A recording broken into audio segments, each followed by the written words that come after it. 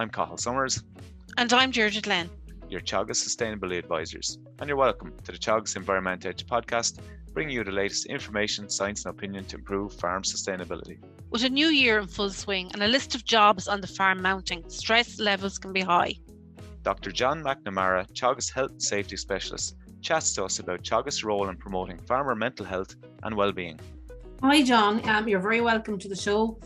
Could you tell us a little bit about your background and also Teagasc's role in promoting farmer health?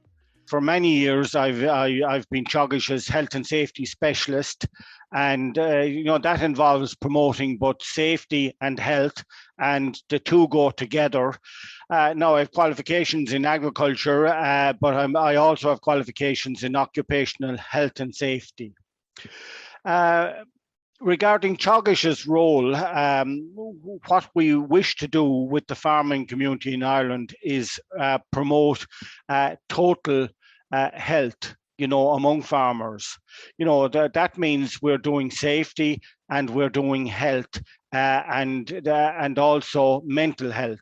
And all three go together and they all interact with each other. Now, we're agriculturalists by and large, so we work very closely with health professionals. So from the Centre for Men's Health, for instance, the HSE, NUIG Psychology, Mental Health Ireland of St. Patrick's Hospital. So we develop a message, with health professionals, and we transmit it to farmers. Now, I'm glad to say that we have a lot of studies done in the area of farmers' health, and we have a lot of knowledge available. Now, we also have 3 books and leaflets available, and they're all on the Teagasc web in the health and safety site. They are, positive mental health in farming, which is a 2-pager, and it's, quite succinct. We have a booklet on staying fit for farming, which is a health booklet for farmers. And in conjunction with Mental Health Ireland, we've produced Coping with the Pressures of Farming. So they're all available, to farmers. Now, I think the whole issue of sustainability is a huge issue at the moment. So sustainability involves 3 dimensions to my mind. Economic sustainability, having an adequate income, environmental, including looking after the environment, and social sustainability. Now, social sustainability includes health and safety, well-being, having a successor, having long-term positivity towards agriculture.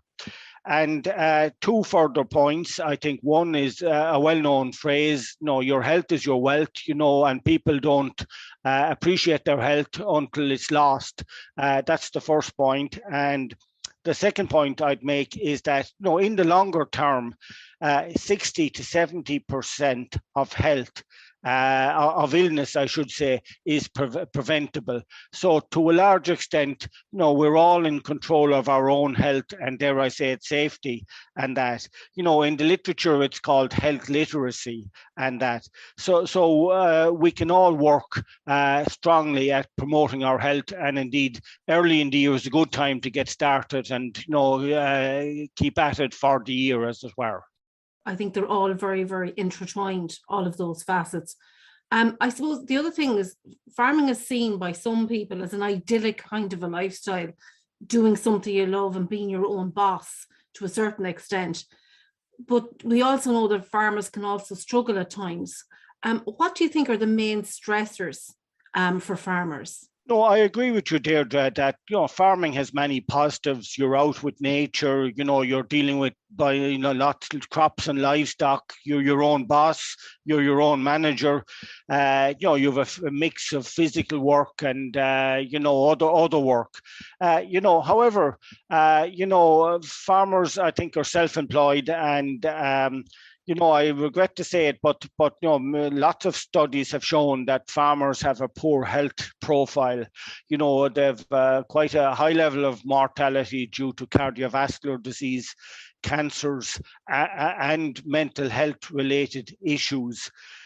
So there are stressors out there, in farming. The financial would be a big one. Dealing with bureaucracy. Farming has changed from being a physical job to being more of a paper, based job. Poor health, is a big stressor.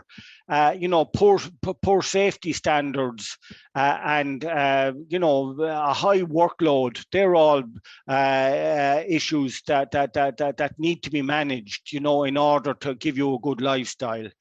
I suppose labour availability and that on farms with an aging demographic at times. No, I would totally agree. Yeah, excessive workload and lack of availability of labour, and as you say, it is an ageing demographic. In farming, farmers are by and large are getting older. So I no, they're all challenges. So I would think it is an idyllic lifestyle, but farmers have to manage, that their health and safety, as well as the other environmental and economic aspects of their farms. Even from our point of view, I suppose we talk generally about the environment, John, as you know, but like there's so much coming at farmers as regards regulation, environment, greenhouse gases. There's so much coming at them additional on top of physical labor, all the bookwork, all that stuff. It's a lot to take in for farmers, is to kind of break that down and cope with it. Oh, I totally agree that it's just deadlines here, there, and everywhere, to keep on top of this. We have a PhD student, Conor Hammersley, at the moment, and he is, he is. We're training advisors in signposting. It's called On Firm Ground. And Conor is dealing with this, and he has an excellent paper out at the moment. But what it shows is that farmers really are rooted in the past, that, they think of farming being a physical activity really, and that they really haven't kind of adopted to the state where it is at, where there's a lot of bureaucracy. Now, at a European level, farmers, the society wants farmers to be the guardians of the landscape, and to produce food cheaply and cleanly, and that. So farmers are on the ground trying to farm as best they can, and there is a bit of a disconnect there between, the high level objectives at a European level and farmers, and that is in Conor's recent paper. Yeah, and that's fair to say. And look, there's other stuff coming in there at the moment with I won't say the intervention or the invention of the internet. You have a lot of social media, and there's a lot of to and fro between people who, I suppose, people are farming, and maybe people who are, think farmers creating issues with the environment. And there's an awful lot of negativity online, and that's to be careful as well. But just we mentioned stress and anxiety a little bit there already today, and it's thrown around a lot. John, what is stress, and is it not normal to feel stressed? Oh, no, just before I answer that, could I just make a further comment, like that farmers in Conor's paper, which is, I'm the farmer of the land, will bring it up on the web, on a website. It shows that, that farmers feel that they're no longer all that respected by society in general, which is a source of kind of stress also. Right. What is stress? No, well, basically, I think stress is the body's response to an overload, where the balance, of the body and mind are disturbed. Now, I think our positive mental health leaflet summarizes the issues around stress. Now, before I outline the negatives, could I just say that there is such a thing as positive stress? It's called eustress, which is delivered when things are going well, when people are making progress, and when things are succeeded. And that's kind of the mindset that we should all be seeking to get into. What I adopt myself is that I like to plan, and I like to have a to-do list, and I do one thing at a time, and that, so that's at a positive level. Now, the signs of stress are physical, such as high blood pressure and muscle tension, mental health issues such as a negative attitude, reduced concentration, that sort of area, and behavioral signs are things like kind of loss of interest or an enjoyment in life, and a withdrawal from family and friends. Now, I think it's fair to say that we've drawn these our information from an IFA leaflet. Let's talk dealing with stress, and there are more signs, and they're all in our leaflet. John, do you think that it could vary with gender? Do you think the female or the male handle stress better? They handle it differently? Is there any? Yes, yeah. I'd have to. Men and ladies are different. That's that is a fact. And I think no, John. What? No. No, well, it's in this area that is the case. That both in health and in safety, that there are different profiles. Ladies are more into both health and safety. That's a fair comment, and I think there is a challenge with men, and that men, dare I say it, have more suicides, and they do need a particular form of messaging. Men and ladies take in messages in different ways, so that what works for ladies won't necessarily works for men. Now, we work very closely with the National Centre for Men's Health, which deals with men's health, and it's directed by Dr. Noel Richardson, and we've developed many strategies for men, in particular, based around Noel's research work. I think that's actually an important point to make, that the difference in men and women, and we all know that men are not great for talking. And I love the idea of the men's sheds. You're probably familiar with the men's sheds, where that you're working on a project, and unbeknownst to yourself, you're chatting maybe about certain things in your life or issues at the same time, and it's not like face to face. This is my problem. I think it works very well, and it's very successful across the country. No, absolutely, and I think men talk shoulder to shoulder, and they talk while they're engaged in some activities such as whatever carpentry or whatever else, and I think that is a good model, and it is a successful model, and it's also very socially interactive. So I think, Cathal, what you say is absolutely correct. Can we put ourselves in a bit of danger when we're working on a farm? It's a very physical job. There's animals, machinery, a lot of stuff going on. And you mentioned about maybe if you're a bit down or a bit depressed this time of year, and you're going out into a very, very busy time, can you potentially get distracted maybe, or maybe you're not sleeping right, or can there be potential issues? No, absolutely, and we have research done in this area as well. And if people are below par, with anxiety or depression, dare I say it, our study findings, and there's lots of international findings that would indicate that the chances of injuries is far higher. Also injuries are closely associated with lack of concentration and people being in a hurry and rushing. So being in a good state of mind is crucially important for safety. Now, regarding health, if people are in poor health and they're not looking after their health, things like weight gain and can happen, and that's associated with cardiovascular disease and depression and that as well.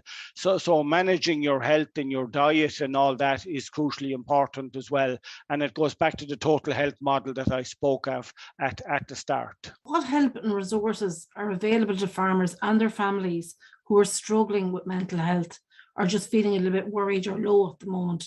Yeah, well, no, the first thing I'd say just is that, that solitary isolation is a negative, and that no person is an island, and we should all be connecting with each other. And again, we have done studies which would show that. So I think it's to become conscious of the issue, of not being isolated, and it works both ways like that. And I think an individual has got to make the effort to keep in contact with family, friends, and colleagues, but the opposite is the case. I think communities have a responsibility to keep in touch with each other. The old style metal where people kind of used to work together is kind of decreased a good bit. But we should still keep in contact. I think the old phrase "a problem shared is a problem halved," and that. So keeping in contact. Now within Teagasc, just to mention what services we provide, and consultants also provide them. We do discussion groups, and we hold, when COVID isn't there, we hold meetings and events, which are a good focus for contact between people.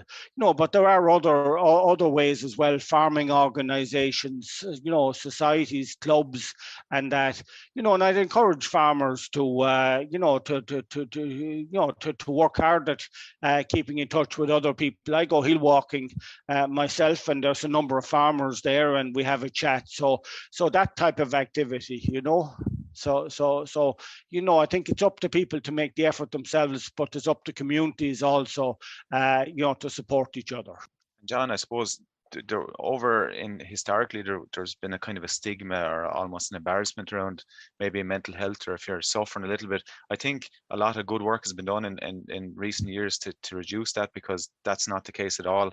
But often the person that's struggling is the last person to put themselves forward. For family members, it's quite important to keep an eye out for any changes of behavior, I suppose, to help them, because often the person in trouble is never going to help themselves. Yeah, I think that applies particularly to men, by the way. Yeah, that people, who have stress issues, tend to go inwards. They tend to withdraw from people, and I think it is a crucial sign that to watch out for that.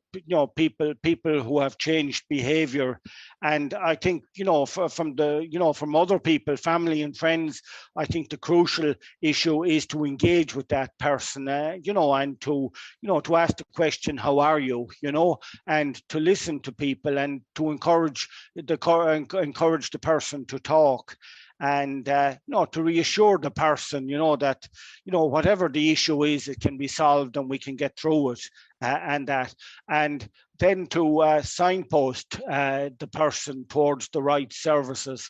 And I'd have to say that the person that you cannot leave out is the local doctor. I think we've got that advice, numerous times. Now, regarding the local GP or doctor, I think it's very important to get a health check from time to time, and to have a working relationship with your doctor. If somebody isn't going to a doctor regularly, when I say regularly, every year or so, they're not likely to go, when they've got some kind of a stress issue or some sort of a problem. And I think that is a problem with men in particular, that that there is delayed attendance at doctors with health problems. So I think that is absolutely crucial.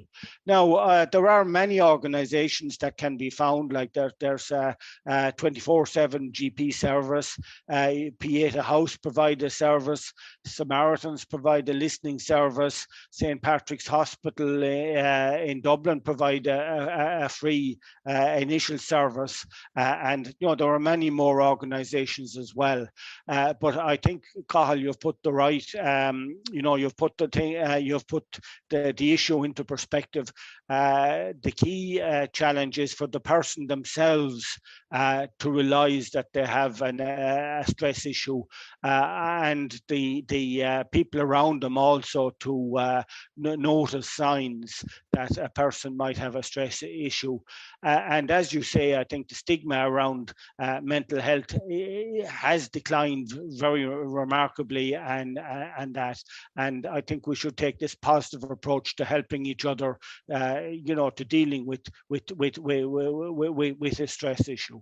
And look, I fully agree. And I think that we've only touched on the iceberg here today, and we're going to have to revisit it in another podcast. But thanks a million for your time. I really enjoyed that conversation, and hopefully it'll help somebody that's listening anyway along the way. And we'll come back to it again at another stage. Yeah, thank you, Cathal and Deirdre. That's it for this episode of the Teagasc Environment Edge podcast. Thanks to Dr. John McNamara, Teagasc Health and Safety Specialist, for joining us on the show. Don't forget to rate, review and subscribe to the podcast. You can listen on Apple and Google Podcasts as well as Spotify. And for more information, go to the Teagasc website at teagasc.ie. I'm Cathal Summers. And I'm Deirdre Glynn. Join us next time for the Teagasc Environment Edge podcast, signposts to farm sustainability.